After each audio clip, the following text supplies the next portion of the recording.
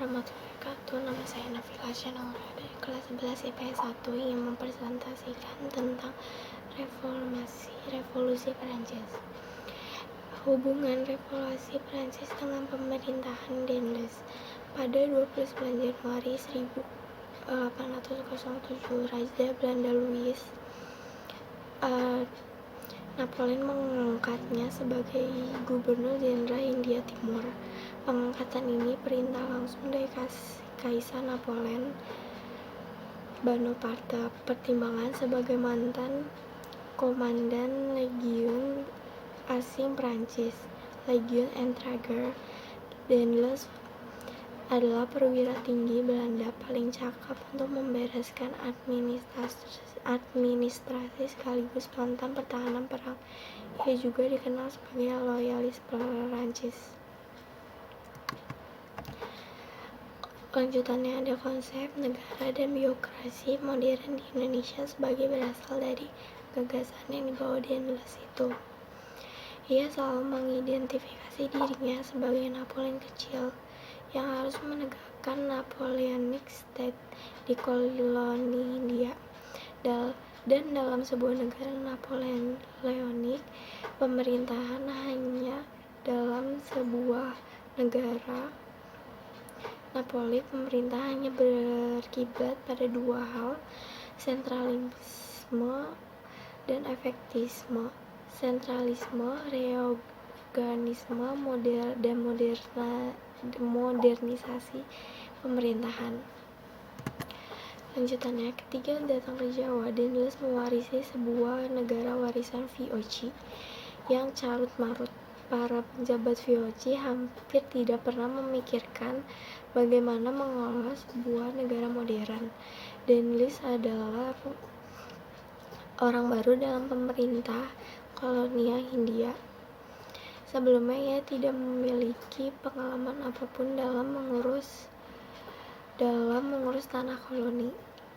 Kebiasaan yang berlaku sejak zaman VOC, seorang gubernur jenderal adalah pejabat karir yang sudah lama berkiprah di Hindia Timur.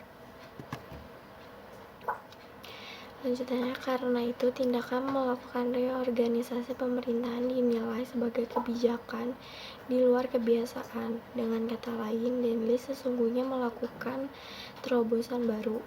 Denles menekankan pentingnya sentralisasi kekuasaan di bawah wewenang pemerintah pusat. Gubernur jenderal yang dibantu para pejabat di Batavia adalah pusat kekuasaan. Wakil Raja Belanda di tanah koloni merupakan penguasa tertinggi yang memiliki wewenang besar untuk mengatur birokrasi sampai level paling bawah. Dengan kekuasaan macam itu, ia bisa memecat siapa saja yang dianggap menyeleweng. Denles juga menerapkan birokrasi ala Napoleon dalam memberikan kepangkatan militer bagi pemerintah sipil. Asumsi pertama atas kebijakan ini sistem komando militer mempermudah jalur perintah dari pusat ke daerah. Dengan begitu, sentralisasi bisa dilaksanakan secara efektif. Militerisasi birokrasi ini bertujuan untuk mempermudah kontrol dan pengawasan kepada para bawahannya. Demikian Denles yang lahir tepat 255 tahun lalu pada 21 Oktober 1762 menorehkan bekas pada negeri yang pernah diperintahnya.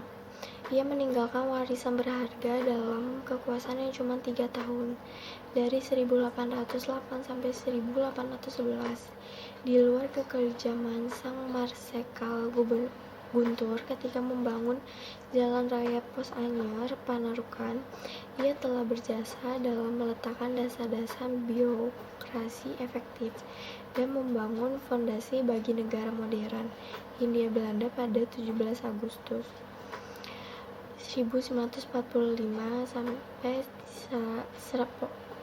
Strip 134 tahun setelah Daniels hengkang dari Jawa, negara suksesor Hindia Belanda yang baru lahir meneruskan warisan Daniels itu. Maka ia dijuluki Bapak Negara Modern Indonesia. Sekian penjelasan dari saya, kurang lebihnya mohon maaf. Wassalamualaikum warahmatullahi wabarakatuh.